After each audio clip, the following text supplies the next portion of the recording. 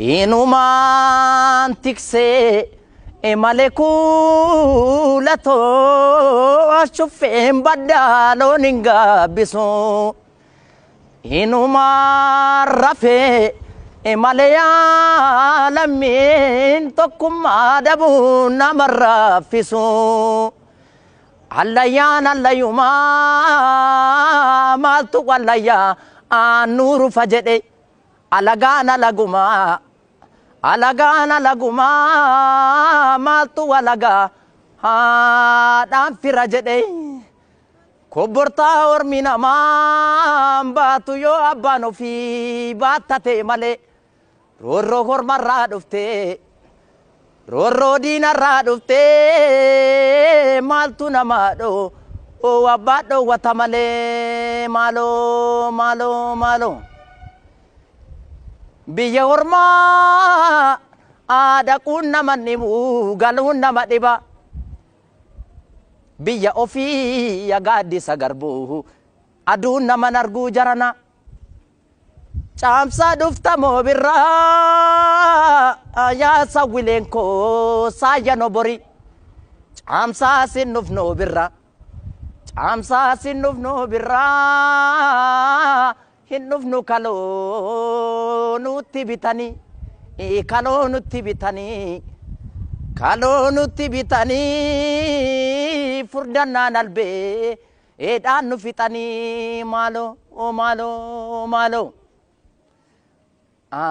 jabbiloota koo ya jabbiloota odaa jalaa kan nama nyaatu nu keessa jira jabbiloota koo ya jabbiloota odaa jalaa kan nama nyaatu nu keessa jira maaloo maasaan gamaa lafan baatu talbaa facaafachataati nuti duunee tokkon taa'u wal gaggalaafachataati eemulee garbaciisa oromiyaa maaltu gadhiisa maasaan gamaa lafan baatu talbaa facaafachataati nuti duunee tokkon taa'u wal gaggalaafachataati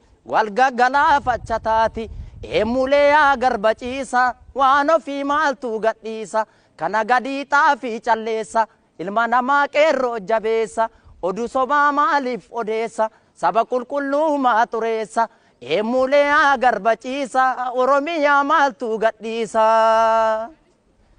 sangaa oofaa jennaan oofaan shagariini kun shaniin bitataa kun shantamaan bita gariini yaa alaamaa qawwee taa'an kuula